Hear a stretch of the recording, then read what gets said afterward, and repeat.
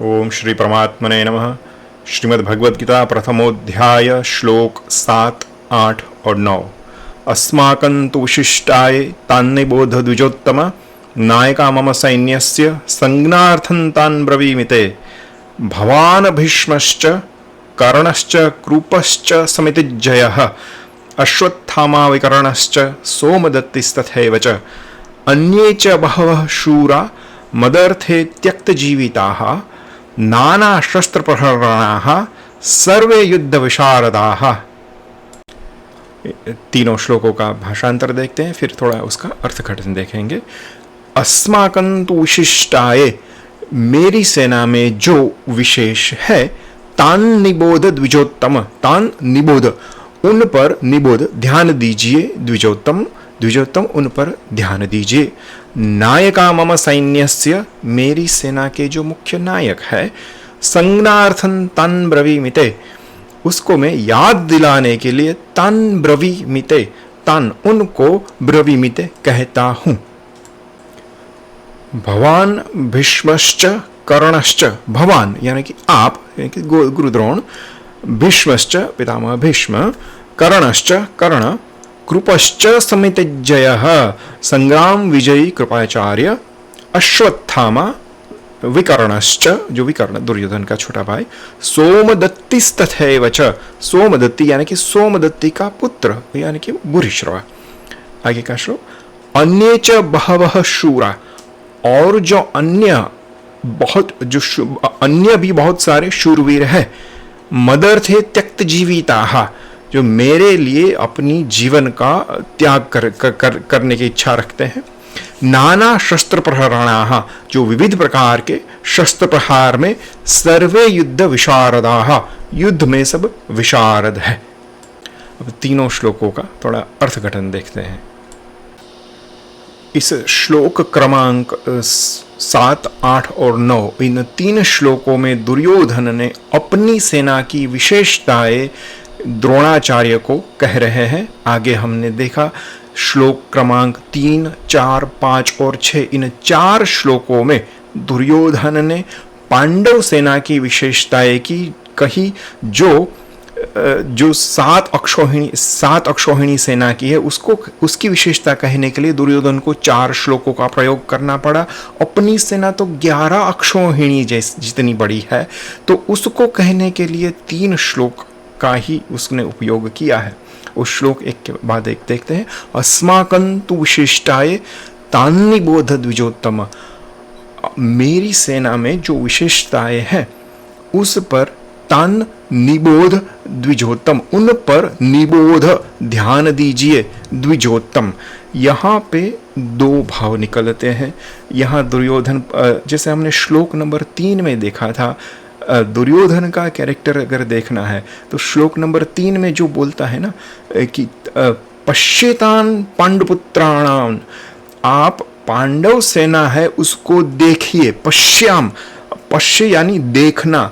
इसका अर्थ क्या होता है कि जो एक तो रण में जो द्रोणाचार्य खड़े हैं उसकी वास्तविक परिस्थिति का हमें अनुमान लगता है कि जैसे द्रोण खड़े हैं तो पांडव सेना उसके सामने खड़ी है, इसलिए शब्द उपयोग करते हैं पश्याम, पश्य देखो। और इनमें क्या, अपनी सेना की जब बात करनी है दुर्योधन को तो बोलता है कि तान निबोध, उस पर ध्यान दीजिए, उसको देखो ऐसा नहीं बोला। इसका अर्थ क्या है कि उसकी सेना जो है द्रोणाचार्य के पीछे खड़ी है। ये एक फिजिकल सिचुएशन दिखाता है। इन 2 श्लोकों से ऐसा अनुमान निकल सकता है। श्लोक नंबर 3 में कहा पश्याम, और इधर कहते हैं तान निबोध। और द्रोण कैसे है? द्रोण कोई न तो संसद में बैठे है न राजभवन में बैठे है, द्रोण सेना के आगे खड़े हैं। ये हमारी युद्ध नीति है। तान्निबोध द्विजोत्तम, उसका दूसरा भाव ऐसा निकलता है कि दुर्योधन द्रोणाचार्य को वाकबाण मार रहा है, उसको उत्तेजित उश्केरित कर रहा है ताकि वो पूरी शक्ति से पांडवों के सामने लड़े। यहाँ तान निबोध, उस पर ध्यान दीजिए, वो कटाक्ष में भी हो सकता है, क्योंकि श्लोक नंबर 3 में उसने क्या कहा, पश्यताम पांडुपुत्राणाम, ये देखिए, ये कैसे, हम जैसे किसी को बोलते हैं ना कि भाई कुछ न करने का कर देते हैं, तो देख लिया, क्या कर दिया इसने, देखा क्या किया। तो इसी वही पे दुर्योधन तीसरे श्लोक में कहते हैं पश्यताम पांडुपुत्राम, ये देखो ये क्या किया, किसने किया।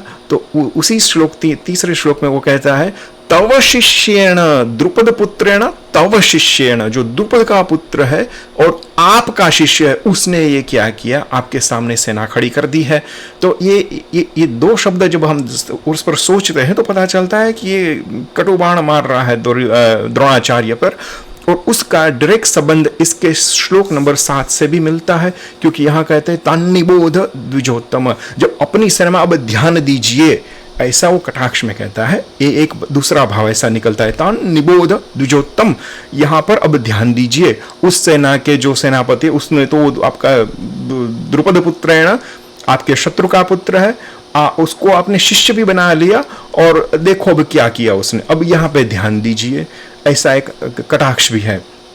और दूसरा क्या है, आगे कहता है तान्निबोध द्विजोत्तम, ये यहाँ पे दुर्योधन ऐसा कह सकते थे कि द्रोणाचार्य गुरु, हमारे सब क्षत्रियों के गुरु, ये सब कोई शब्द प्रयोग नहीं किया, उसने वेरी डिस्क्रिमिनेटरी वर्ड का प्रयोग कर दिया, द्विजोत्तम, क्योंकि हम सब तो क्षत्रिय है, यहाँ पे लड़ना ये हमारा धर्म है।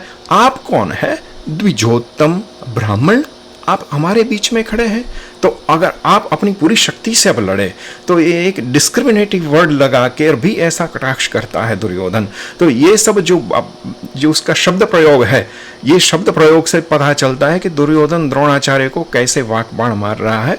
ये दूसरा भाव इसमें से निकलता है। अस्माकंतु शिष्ट है तान निबोध विजोत्तम, आगे का है नायका मम सैन्यस्य संज्ञार्थं तान ब्रवीमिते।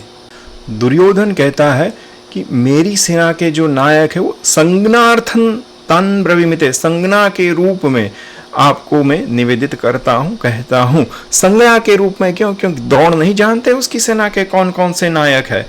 जिन लोगों ने महाभारत का पढ़ा है उसमें तो लिखा है साफ कि जब युद्ध की अगली रात्रि को भीष्म, द्रोण और पूरे जो सेना नायक वो सब बैठे हैं, सबकी शक्तियों की गिनती हुई है, कौन अतिरथी है, कौन महारथी है, कौन अर्धरथी है, सबको द्रोण जानते हैं। द्रोण तो है इस समय सब व्यूह रचना में और सब, तो वो नहीं जानते होंगे, लेकिन फिर भी दुर्योधन कहता है संज्ञार्थं तान ब्रवीमिते, संज्ञा के रूप में मैं आपको याद दिलाना चाहता हूँ। क्यों? इसमें दो भाव है। एक ऐसा है कि जो दुर्योधन का एक ऐसा भाव है कि भाई वो एक राजा है, तो भले ही इसके पास 11 अक्षौहिणी सेना है और पांडव के पास सिर्फ 7 अक्षौहिणी सेना है, लेकिन शत्रु कितना भी छोटा हो, कैसा भी कमजोर हो, लेकिन कभी उसके प्रति उदासीनता और उपेक्षा की भावना किंचित मात्र नहीं करनी चाहिए। ये एक भाव है। दूसरा भाव ऐसा है कि वो संज्ञार्थं तान ब्रवीमिते, मैं क्यों आपको कह रहा हूं, क्योंकि दुर्योधन के ऊपर ये पांडव सेना का बहुत बड़ा प्रभाव पड़ा है। क्यों प्रभाव पड़ा है? क्योंकि जब जिस सेना में जहाँ पे धर्म और भगवान होते हैं उसका बहुत बड़ा प्रभाव पड़ता है। पशु पक्षी वृक्ष वनस्पति सभी पर पड़ता है। पापी मनुष्यों पर भी उसका प्रभाव बहुत पड़ता है। जहाँ पे धर्म और भगवान हो, ये दोनों एक साथ पांडव सेना में है, इसलिए उसका बहुत बड़ा प्रभाव दुर्योधन पे पड़ा है। इसलिए तो वो दौड़ा दौड़ा द्रोणाचार्य के पास आ गए, और उसका जो उस पर जो प्रभाव पड़ा है वो ऐसा सोच रहा है मेरे पर इतना प्रभाव पड़ा, द्रोणाचार्य पर पड़ा होगा, तो वहां पे उसको अपना सपोर्ट देने के लिए दुर्योधन जा पहुंचता है। ये दूसरा भाव है। दुर्योधन वो है जिसको अपने सिर्फ भौतिक बल पर ही विश्वास रहता है, धर्म और भगवान की वो उपेक्षा करता है। इसीलिए जब सही में वास्तव में जब भगवान और धर्म इसके सामने आ गए, तब उसके अंदर एक भय सा आ गया है, और इसीलिए ये इधर दौड़ा आता है और द्रोणाचार्य को कहता है कि तान संज्ञार्थं तान ब्रवीमिते। ये दूसरे भाव में आता है। आगे का श्लोक देखते हैं कौन किसके किसके अगर नाम लेते हैं, कौन कौन से हमारे सेना में विशेष है, उसका नाम अब दुर्योधन आगे लेने जा रहा है। श्लोक क्रमांक 8 में भवान भीष्मश्च कर्णश्च। भगवान यानी आप स्वयं, आप कौन? द्रोणाचार्य। द्रोण कैसे विशेष है? क्योंकि द्रोणाचार्य अपने भगवान परशुराम के शिष्य है, उनसे भगवान परशुराम से संपूर्ण धनुर्वेद द्रोणाचार्य को मिला है। ये भगवान परशुराम के पास कैसी शक्तियां हैं कि जब सहस्त्रार्जुन हमारे हो गए, कार्तवीर्य अर्जुन, ये इतने शक्तिशाली थे। आज भी अपने भागवत महापुराण में अभी ऐसा लिखा है कि जो कार्तवीर्य अर्जुन को याद करते हैं उसका धन का नाश कभी नहीं होता है। ऐसा बड़े शक्तिशाली वो कार्तवीर्य अर्जुन थे, इतने धार्मिक थे। लेकिन उसको भी पूरी सात द्वीपों वाली पूरी पृथ्वी में एक ही राजा थे और वो थे कार्तवीर्य अर्जुन, सहस्त्रार्जुन अर्जुन। इनका राज्य चल रहा था, निष्कंटक राज्य चल रहा था, उसके सामने कोई नहीं जा पाता था। उसको मार डाला था अपने भगवान परशुराम ने। इसकी जो सभी शक्तियां हैं, जो धनुर्वेद की शक्ति है, वो सब द्रोण में है। और इसलिए ये द्रोण तो सबके गुरु है। जितने जितने उधर क्षत्रिय खड़े हैं, जो उसमें से सभी जो सेनापति हैं, उन सबके तो वो गुरु है, तो इसमें तो विशेष हो ही गए हैं। तो ऐसे विशेष ये परशुराम शिष्य है, अपने द्रोणाचार्य ऐसे है जिन्होंने परशुराम से पूरा धनुर्वेद लिया है। ये उसकी विशेषता है। आगे बोलते हैं भगवान भीष्मश्च। भीष्म कैसे है? भीष्म भी इतने ही शक्तिशाली है, वो भी परशुराम के शिष्य है। वो तो इतने बड़े शिष्य है, इतने बड़े शक्तिवान है, स्वयं परशुराम को भी वो परास्त किया है उन्होंने यही कुरुक्षेत्र के मैदान में। इन दोनों में जब युद्ध हुआ था तो भीष्म विजयी हुए थे, परशुराम को भी हराए थे। दूसरा, भीष्म में क्या विशेषता है? वो इच्छा मृत्यु का वरदान का कवच पहन के खड़े हैं, तो उसकी इच्छा के बिना उसको कोई मार नहीं सकते हैं। तो ऐसी विशेषता हमारे भीष्म पितामह में है। महाभारत के काल में जरासंध सर्वशक्तिमान था, बहुत बड़ी शक्ति थी, उसकी सेना ही इतनी विशाल थी। भगवान श्री कृष्ण भी कहते थे कि इसको वर्षों तक हम अगर मारते रहे तो भी इसको मार नहीं सकते, इतनी बड़ी सेना रखता था वो। इतने बड़े उसके नेटवर्क भी इतने बड़े थे। वहाँ काल यवन तक था, यहाँ पे कंस था, सभी जगह पे जरासंध का सब राज्य चल रहा था। सिर्फ वो हस्तिनापुर पर वो आक्रमण नहीं लेकर जा सकता था। एक ही कारण था, वो एक भीष्म से डरते थे। जरासंध को भीष्म से डर था, इसीलिए वो नहीं जाता था। तो इतने बड़े शक्तिशाली भीष्म है। ऐसी विशेषता वाले भीष्म इस कौरव सेना में खड़े हैं। आगे कौन है? आगे बोलते भगवान भीष्मश्च कर्णश्च। बोलते कर्ण। अगर यहाँ पे हम आगे देखेंगे, लेकिन कर्णश्च बोलते हैं। कर्ण भी की विशेषता भी ऐसी है, जो सूर्यपुत्र है और वो भी भगवान परशुराम के ही शिष्य है। वो दुर्योधन मानता है कि अकेला कर्ण ही पूरी पांडव सेना पर भारी है, इसका ऐसा उसका अनुमान है। दुर्योधन का ऐसा अपना विश्वास है। और फिर जब कर्ण मुंह से निकल गया, जो हृदय में होता है ना, मन में होता है ना, वो निकल ही जाता है। तो यही हो गया दुर्योधन को। यहाँ पे उसको कृपाचार्य का नाम तीसरा लेना चाहिए था, लेकिन जो मन में था वो निकल गया। अब क्या करे? तो वो सीखना है। अभी क्या करेंगे? तो दुर्योधन ने क्या किया? कृपश्च समितिंजयः। कृपाचार्य, कृपश्च अश्वत्थामा नहीं बोले, कृपश्च समितिंजय। कृपाचार्य को एक विशेषण लगा दिया कि कृपाचार्य कैसे संग्राम विजयी है। तो कृपाचार्य की विशेषता ये भी है कि वो चिरंजीवी है। लेकिन इधर जब निकल गया कर्ण पहले निकल गया, तो कृपाचार्य को फिर विशेषताएं लगानी पड़ी।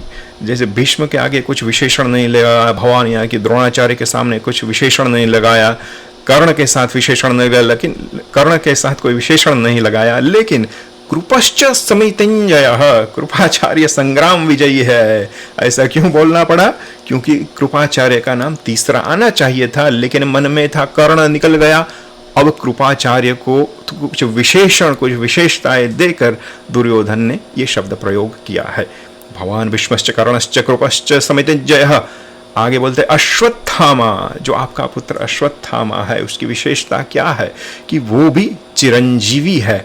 महाभारत जिसने पढ़ा है वो जानते हैं कि अश्वत्थामा जैसे धृष्टद्युम्न द्रोण का काल है, वैसे अश्वत्थामा पांचालों का काल है, वैसे अश्वत्थामा राक्षसों का भी काल है। इसीलिए जब भीमपुत्र घटोत्कच आते हैं तो उसकी पूरी सेना का नाश ये अश्वत्थामा ने किया है।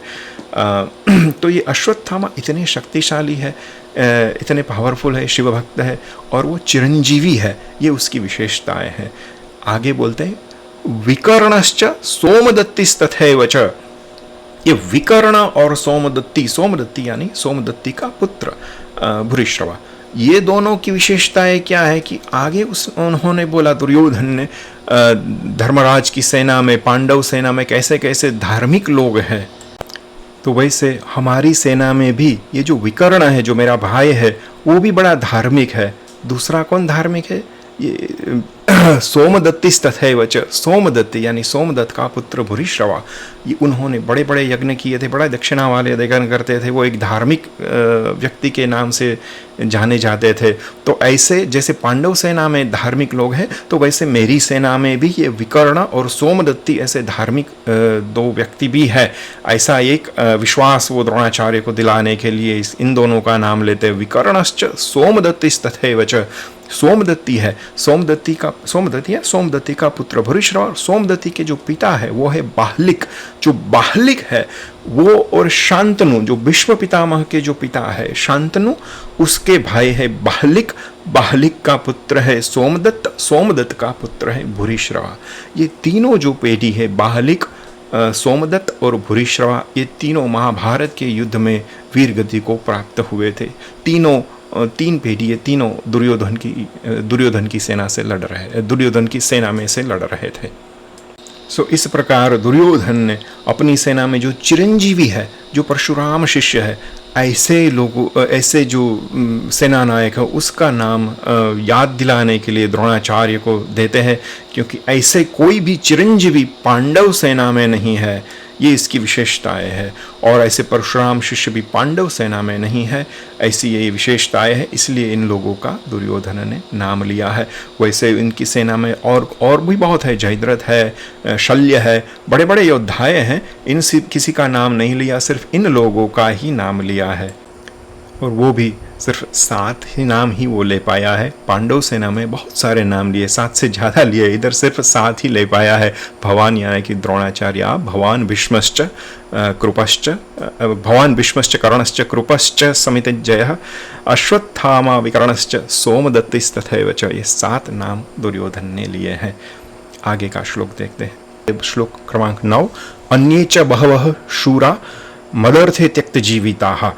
ये अन्य भी ऐसे बहुत शूरवीर मेरी सेना में है, जो मदर थे त्यक्त जीविता, मेरे लिए अपना जीवित का भी त्याग करने की इच्छा छोड़कर इस रणभूमि में आ गए हैं। ऐसे कौन कौन है? जयद्रथ है, शल्य है, कृतवर्मा है, ऐसे बहुत सारे बहुत बड़े योद्धाएं, बाहलिक है, वो सब आए हैं दुर्योधन की सेना में लड़ने के लिए। लेकिन ऐसे ही उसको ऐसे ही जनरलाइज बोल देते हैं, अन्य च बहवः शूरा, अन्य और बहुत सारे शूरवीर हैं, मदर से त्यक्त जीविता, मेरे लिए अपनी जीवन का त्याग करने की इच्छा, जीवन की इच्छा को छोड़कर त्याग कर इधर आ गए हैं।